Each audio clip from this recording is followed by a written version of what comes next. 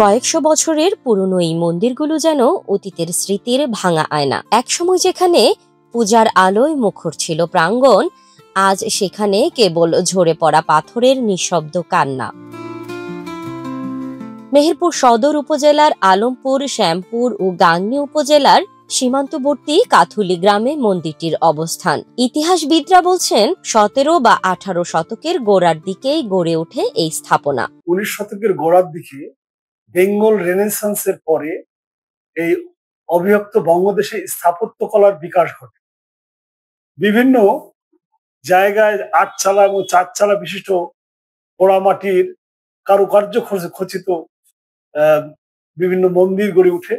এই মন্দিরগুলো নির্মাণ করেছিলেন স্থানীয় জমিদাররা। তারই ধারাবাহিকতায় মেহেরপুর জেলার বিভিন্ন গ্রামে শিব মন্দির গড়ে ওঠে।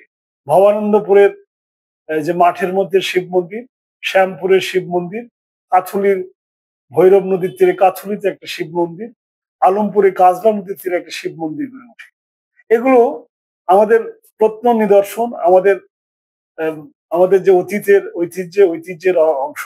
পাতলা ইট আর চুনে তৈরি এই মন্দিরগুলোর স্থাপত্যে দেখা যায় অনন্য নির্মাণ শৈলী। বারান্দা থেকে মূল মন্দিরে প্রবেশের জন্য একটি মাত্র অর্ধ বৃত্তাকার খিলান, যেন সময়ের এক গোপন দরজা, যার উপারে লুকিয়ে আছে অতীতের মহিমা। দীর্ঘদিন সংস্কার এবং রক্ষণাবেক্ষণের অভাবে ধ্বংসের দ্বার প্রান্তে পৌঁছেছে মন্দিরের গায়ে চিত্রায়িত অনেক নকশা। খুলে পড়েছে চুন ও সুরকির আস্তরণ। 400 থেকে 500 বছর বয়স হবে।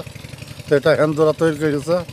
মঠটা মন করেন এটা বহু আগে হানে এটা হিন্দুরা আসতুল মাঝে মধ্যে এসে মানে খুঁড়ি তুল একমাত্র খুঁড়ি এটা সেটা কলসি মলসি পাইতুল এসব দিয়ে আতারাত্রে খুঁড়ি এটা নিশ্চয় দিল তারা। প্রয়োজনীয় সংস্কার বা রক্ষণাবেক্ষণ করে মন্দিরগুলোকে পর্যটন কেন্দ্রে রূপ দেওয়ার প্রয়োজন বলে জানান স্থানীয়রা। দ্রুত পথের মানুষ এসে দেখতে আসে। এখানে হাজার হাজার এরকম ঘর ছিল। এই জনগণের তাপালিঙে যেতে যেতে ভেঙে চুরি যেতে যেতে এইটুকু আসি। এর আগে অনেক বাড়িঘর ছিল, সেগুলো সব ভেঙে গেছে। একটা আছে, এইটুকু থাকলে ভবিষ্যতের সামনেকার স্মৃতিটা আমরা দেখতে পাবো এইটির গুণে। মেহেরপুর জেলা কিন্তু একটি পর্যটন কেন্দ্র জেলা হিসেবেও কিন্তু এইগুলি একটা সম্ভাবনাময় পর্যটন কেন্দ্র হতে পারে। তো এইগুলিকে আসলে যে উপাসনা একসময়কার এখনকার যে স্মৃতি, এই স্মৃতিগুলো আসলে নতুন প্রজন্মের কাছে ধরে রাখতে গেলে সংস্কার এবং রক্ষণাবেক্ষণ প্রয়োজন। এই প্রত্ন নিদর্শনগুলো কেবল ইট পাথরের স্থাপনা নয়, এগুলো আমাদের ঐতিহ্যের প্রতীক। রাষ্ট্রীয়ভাবে এগুলো সংরক্ষণ এখন সময়ের দাবি, বলছিলেন মেহেরপুর সরকারি মহিলা কলেজের অধ্যক্ষ ও ইতিহাস গবেষক।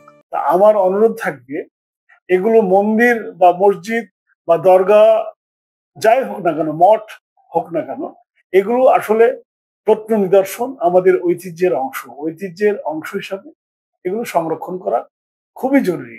এখান থেকে আমরা জানতে পারবো যে আমাদের বাংলাদেশটা 19 শতকে কেমন ছিল।